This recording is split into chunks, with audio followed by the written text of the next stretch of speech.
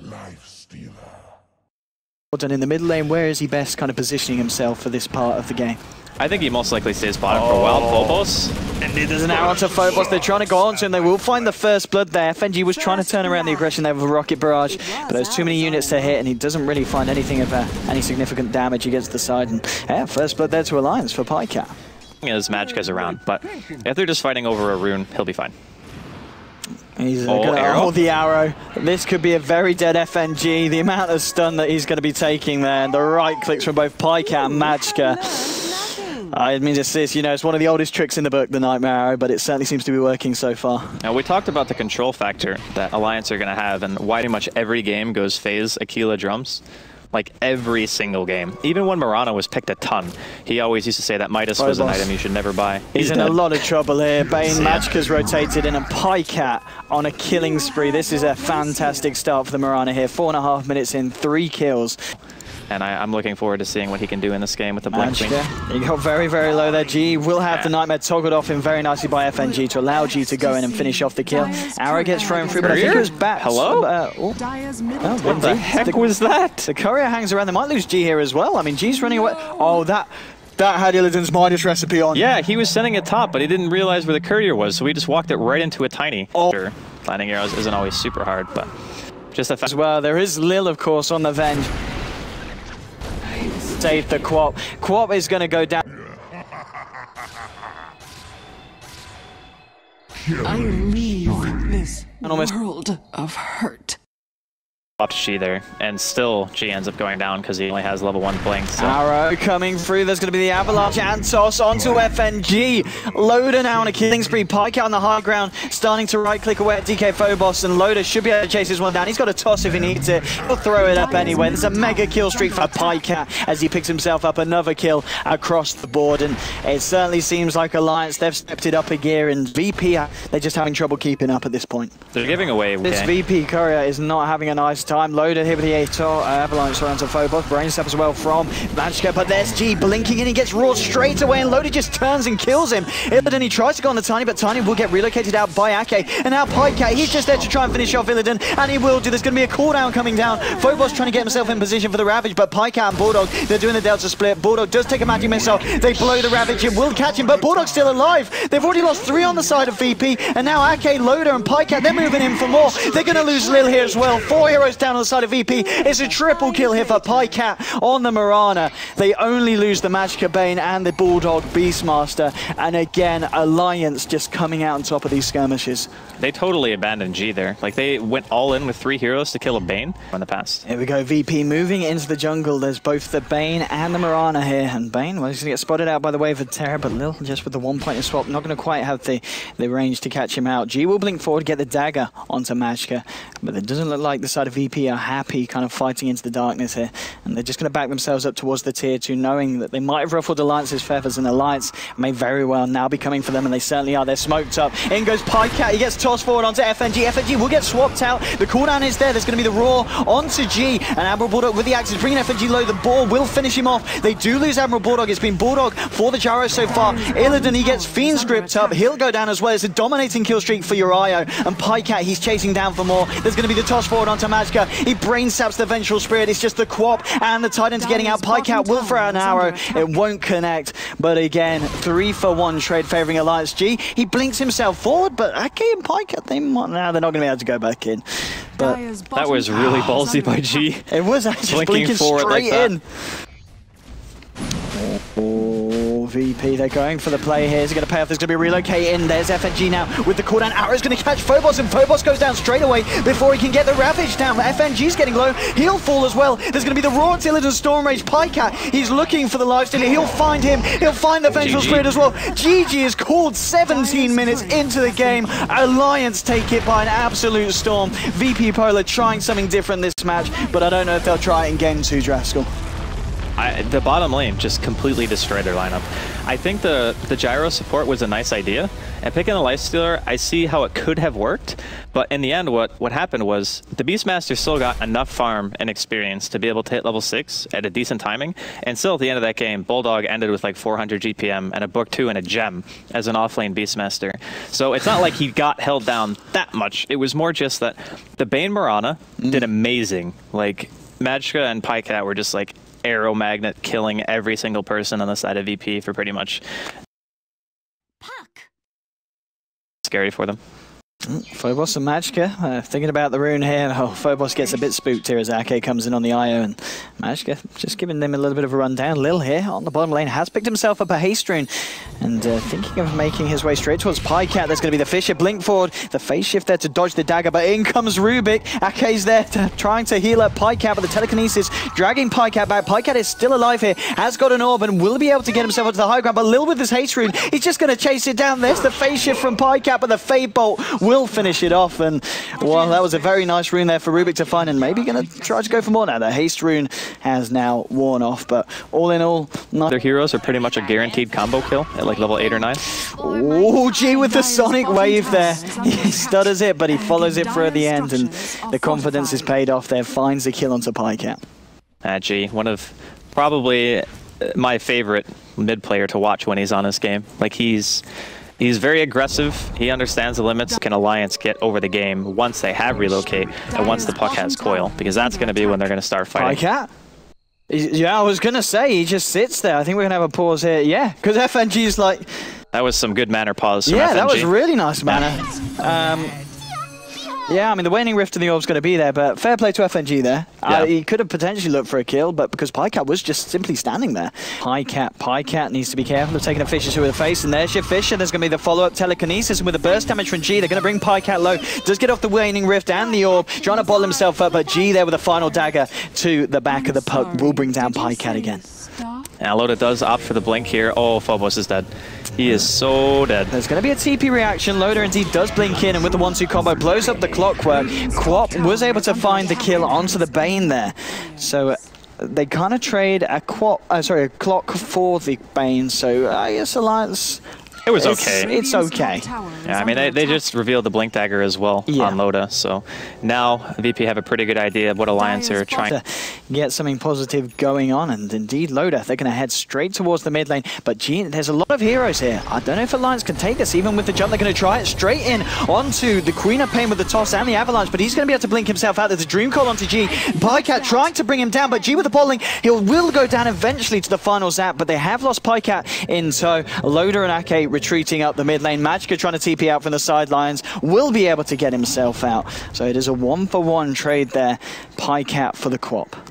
Well, I'd still say that's probably worth it for Alliance, like killing G, him being on a streak and everything, and stopping him from his Orchid progression. Oh, Loda going straight in here onto Illidan. Illidan pops the cooldown, the Rocket Barrage as well. It won't be enough. Oh, will it? Oh, brings the Velo. Oh, here comes Lil with the cleanup. Rubik there with the 1-2. Finds himself a double kill onto the Tiny and IO in return for losing Illidan. Stolen Waning Rift, man. The damage is real.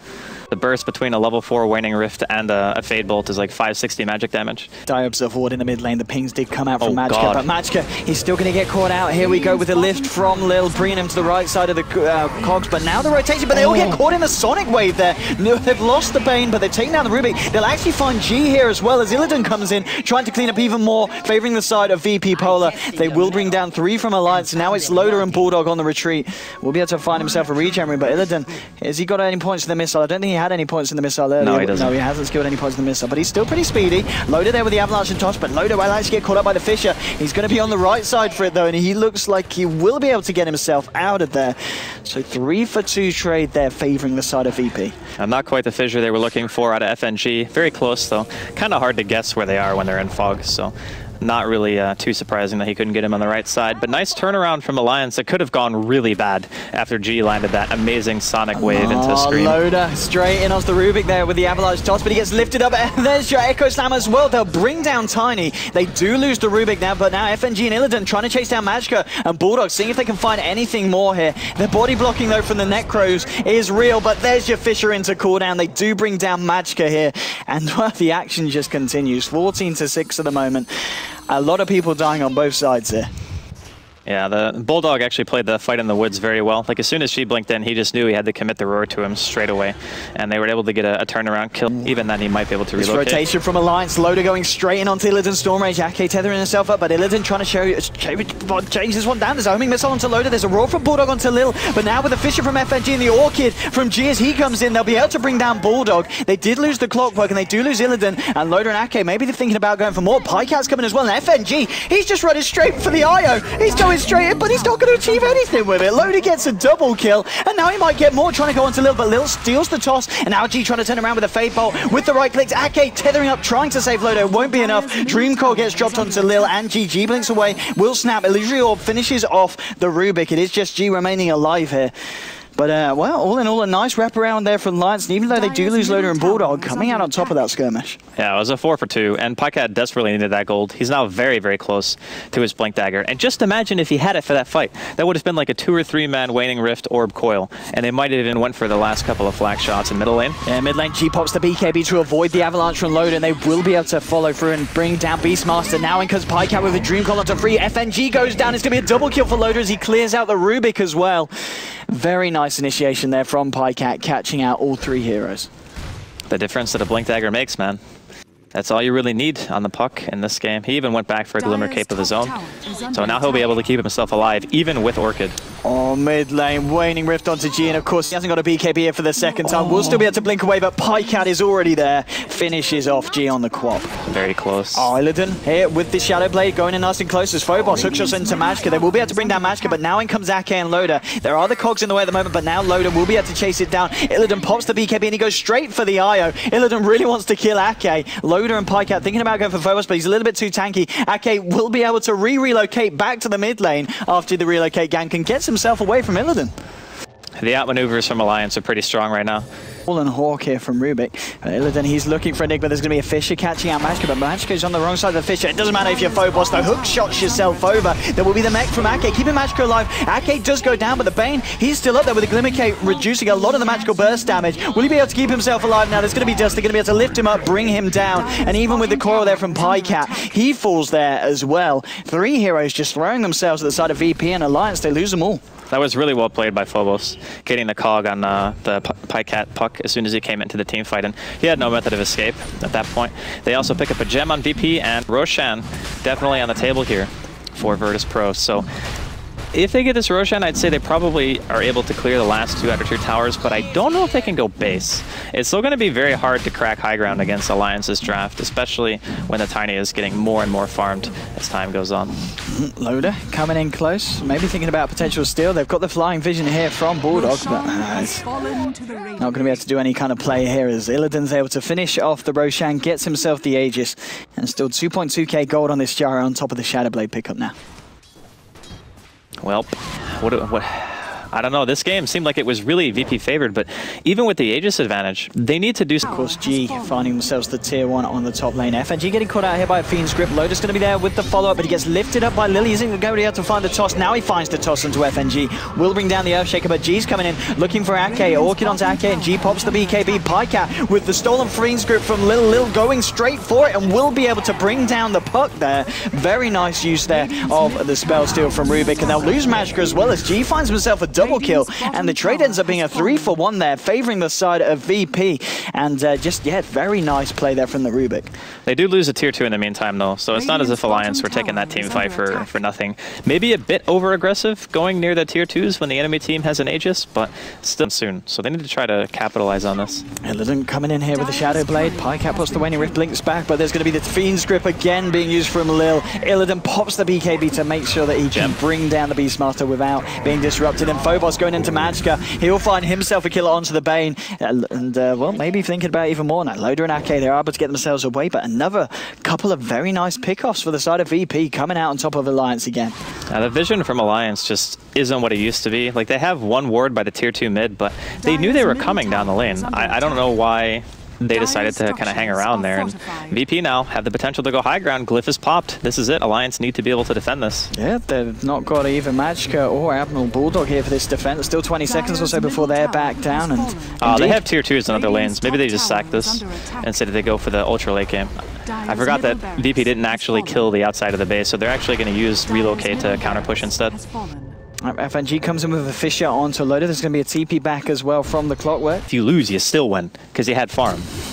I love playing Rubik when you actually get to have some items. Bulldog. Blink 4 from both Rubik and G as they go in. The Nightmare and the Glimmer Cape actually keeping Bulldog alive, and he might live through this. Turns around with the Raw onto G on top of the Fiend's Grip from Magka. That's a deck winner playing the Stopple. The Aghanim. It's putting everything to sleep. Oh my god, he dies anyway, but that was super clowny. There was like 4 or 5 Nightmares at one point there. They do lose their gem as well, which is a bit of a bummer. Well, I guess it was originally Alliance's gem, but I think Lil was carrying it around. Oh, FNG with the Echo Slam onto Ake and Loader. That's going to be Ake going down now. Illidan coming in, trying to finish off Loader. Loader will be able to force himself back up and away. But a 1-for-2 trade there, favouring the side of Alliance, obviously getting both the Quap and the Rubik in the top lane. Yes. I don't think I've ever seen a stolen Aghanim's Fiend's Good before in a competitive game. Like, definitely in a pub, but never in this type of environment. That was pretty funny. Oh, Illidan here with the Shadow Blade, scouting out Magka. We've got both the Earthshaker and the Clockwork coming nice and close and personal. They do have a hook shot as well available on the clock. There's going to be a Fisher onto Bulldog, Rocket Barrage as well. BKB popped by Illidan in case they want to continue to fighting. And, well, Pycat, he's dropped the Dream Call onto FNG, and to DK Phobos has to orb himself out here. Now Loader comes in with a blink onto FNG, but FNG with the Force Stuff, able to dodge the Avalanche. Magka's popped down the Nightmare onto Phobos, and now Loader's got a homing missile coming his way. There's going to be a Fisher from the high ground from FNG. Cooldown as well, and now he's trapped up, and he'll go down there. DK Phobos finishing that one off with a hook shot, and that's Loader down for a good 75 seconds. He has buyback, though. He might have to use it. The tier 2s and the top and bottom lane are now dead, so if he doesn't buy back now, their racks are definitely going to take some serious damage. Illidan is very, very tanky. He's got 24 armor and 2100 health, maybe working his way towards that Satanic, and yep, tier 3 going to be in some trouble. Maybe they aren't forced to buy out because the Queen TP'd back. Maybe they can just defend with the heroes they have available. But Pycat has no mana. He has to go base first. Right, the tier 3 already seeing at half health, and there's your buyback from Loader. Magka going to drop the Enfeeble onto Illidan. There's going to be the Fiend's Grip as well, but Lil cancelling the channeling there with the Telekinesis. Now Phobos coming in, disjointing the entire fight there with the Cogs. Magka will find the Nightmare onto Phobos, but it will get taken off Phobos by Lil, and they'll toggle it as they move themselves both back and away from the base. Now Bulldog coming in, has got the Blink, has got the Primal Roar available. Phobos now has the completed Aghanim Scepter here on the Clockwork. A lot of tensions around this spot. Alliance stay back up. Relocate. Oh, here we go. Looking for the rat here. The damage. They got to go back. Fortification. They're going to need to do something. Or maybe not. No, it's only 6 seconds. I don't think he. Maybe he gets racks. Oh my god, he does so much damage. Oh, they left him. He has to TP. He doesn't have room for a TP.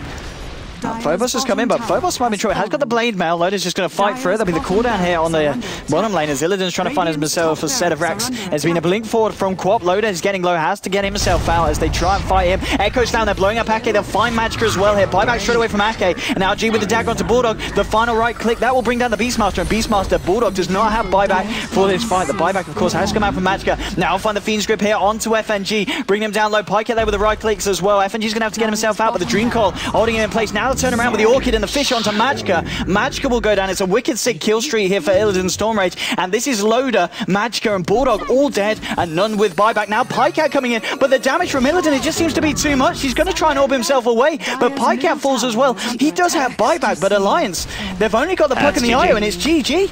Yeah. Loader didn't have buyback when they relocated him top, and he also didn't have a TP on him. So when he actually was backdooring, it would have probably been better to he buys a Battle Fury at the end of the game. Lil, what a player. So what a play. Yeah, at the very end, Loader didn't have buyback. So if that's the case and they lose him, it's just immediate like game over, because he does probably some of the highest damage, and I really felt like he needed a BKB like so badly. I get why he didn't buy one, because they were behind the whole game. So if you buy BKB, you're sacrificing a lot of damage, your backdoor potential isn't as high, but at the very least you can guarantee that you'll live through most engagements. Yeah.